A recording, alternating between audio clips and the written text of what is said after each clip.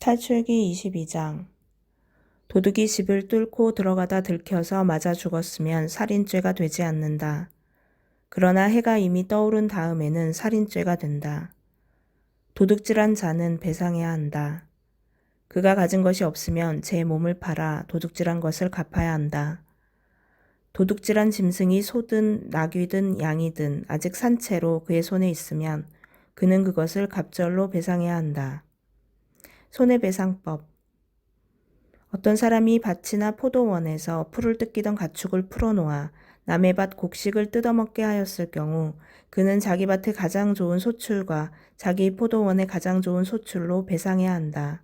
불이 나서 가시던 뿔에 옮겨붙어 남의 낫갈이나 거두지 않은 곡식이나 밭을 태웠을 경우 불을 낸 자는 자기가 태운 것을 배상해야 한다.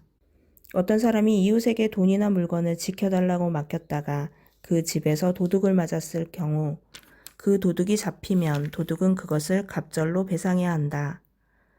그러나 도둑이 잡히지 않으면 그 집 주인이 이웃의 물품에 손을 대지 않았는지 밝히러 하느님께 나아가야 한다. 소나 나귀나 양이나 겉옷이나 그 밖에 어떤 분실물이든 한쪽이 저것은 내 것이다 하고 주장하는 사건이 생기면 양쪽이 관련된 이 일은 하느님께 가져가야 한다. 하느님께서 유죄 판결을 내리신 자는 상대방에게 갑절로 배상해야 한다.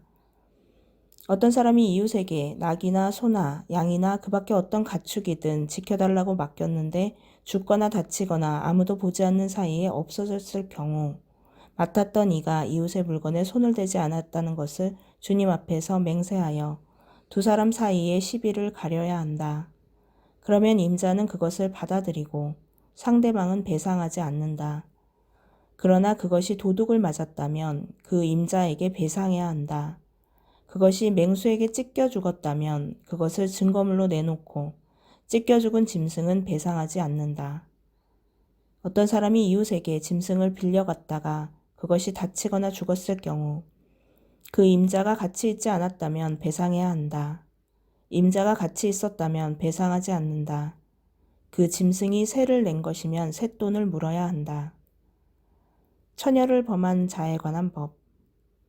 어떤 사람이 정혼하지 않은 처녀를 꾀어 그와 동침하였을 경우 신부 몸값을 내고 그 처녀를 아내로 맞아들여야 한다. 그 처녀의 아버지가 자기 딸을 그에게 주는 것을 거절하면 처녀의 몸값에 해당하는 금액을 물어야 한다. 그 밖에 사형에 처할 죄인. 너희는 주술쟁이 여자를 살려두어서는 안 된다. 짐승과 교접하는 자는 누구든 사형을 받아야 한다. 주님 말고 다른 신들에게 제사를 지내는 자는 처형되어야 한다. 약자 보호법. 너희는 이방인을 억압하거나 학대해서는 안 된다. 너희도 이집트 땅에서 이방인이었다. 너희는 어떤 과부나 고아도 억눌러서는 안 된다. 너희가 그들을 억눌러 그들이 나에게 부르짖으면 나는 그 부르짖음을 들어줄 것이다. 그러면 나는 분노를 터뜨려 칼로 너희를 죽이겠다.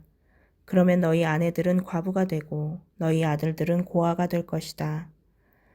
너희가 나의 백성에게 너희 곁에 사는 가난한 이에게 돈을 구워 주었으면 그에게 채권자처럼 행세해서도 안 되고 이자를 물려서도 안 된다. 너희가 이웃의 겉옷을 담보로 잡았으면 해가 지기 전에 돌려주어야 한다.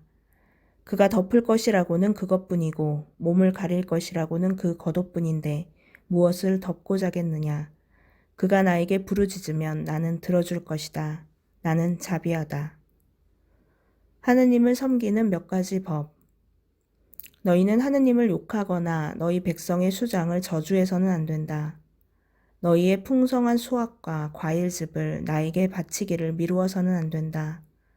너희 아들들 가운데 맞이는 나에게 바쳐야 한다. 너희 소와 양도 그렇게 해야 한다. 이래 동안은 어미와 함께 두었다가 여드렛 날에는 나에게 바쳐야 한다. 너희는 나에게 거룩한 사람들이 되어야 한다. 너희는 들에서 맹수에게 찢긴 짐승의 고기를 먹어서는 안 된다. 그런 것은 개에게나 던져주어야 한다.